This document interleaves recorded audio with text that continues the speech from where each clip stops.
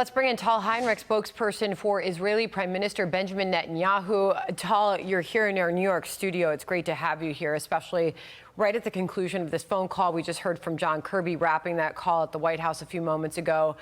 You have fresh response from the Prime Minister's office. How did you hear the call went? It was a good call, as far as I understand. Washington and Jerusalem, we see eye to eye on the necessity to eliminate Hamas. We all want to see the 134 hostages back home, and we understand that Hamas can be no more, and Gaza can never pose a terror threat to Israel again. While we are working on achieving these war objectives, as we have defined them in the war cabinet and the unity government that we have in place right now, we all agree that there has to be minimal civilian suffering, minimal civilian casualties in Gaza, and we're working taking unprecedented steps to reach these goals, while Hamas, they're trying to do, as you know, exactly the opposite. They want to maximize the suffering in Gaza. They want to maximize civilian casualties in Gaza because they believe that international pressure could be used as leverage against Israel and let them live another day to carry out another October 7th massacre. John Kirby, as I mentioned, is still briefing at the White House right now. You and I were able to hear some of that together. We just heard some sound. This is what he said right out of the gate, talking about this call between the two world leaders. Why this apparent shift in policy today? I think, look, President, well, all of us, but particularly the President, was certainly shaken by the attack on the WCK convoy and the aid workers. As I said earlier, it wasn't the only event. There had been others like that, humanitarian aid convoys coming under fire and losing people.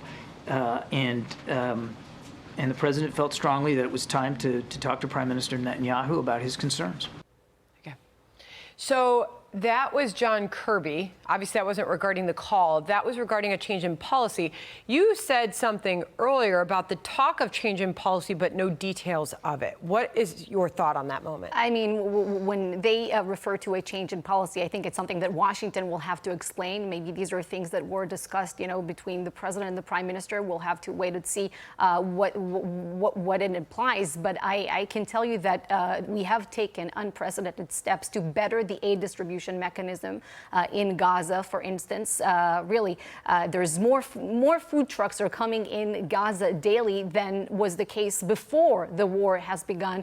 And we're working with international partners, if it's the aid groups or the United States, Jordan, for instance, and other countries, to make sure that there's aid reaching the civilians in Gaza by land, by sea, by air. There were airdropped humanitarian aid, hundreds of thousands of meals to northern Gaza, where the distribution is challenging, and you still have about 10 or 15% of the population in the northern part of Gaza. So we are taking a lot of steps, and it was indeed a terrible tragedy. We were shaken by this tragedy. It was unintentional. It was a mistake that followed misidentification when we're talking about the World Central Kitchen, and we've taken steps to make sure that a tragedy of this kind will not reoccur. There's an investigation underway, the findings of which will be made public, and we have set up a situation room to better the coordination between the aid groups working on the ground in Gaza. One of my colleagues calls them, the unsung heroes of armed conflicts, and make sure that aid reaches those who need it. This was Secretary Blinken. He was also speaking live just a few moments ago. This is Brussels. He also was talking about that change in policy. Listen. With regard to our policy in Gaza, look, I'll just say this. If we don't see the changes that we need to see, there'll be changes in our own policy. So this is the messaging. How would you characterize this moment in the war? You see, first, it's every moment in this war, including right now, is a moment for moral clarity. This is another moment for moral clarity. People have to understand that Hamas, they want international pressure to be applied on Israel instead of on them. And again, let them live another day and stay in power. There's a lot of talk I'm hearing about, an immediate humanitarian pause in the fighting, so to say, a ceasefire.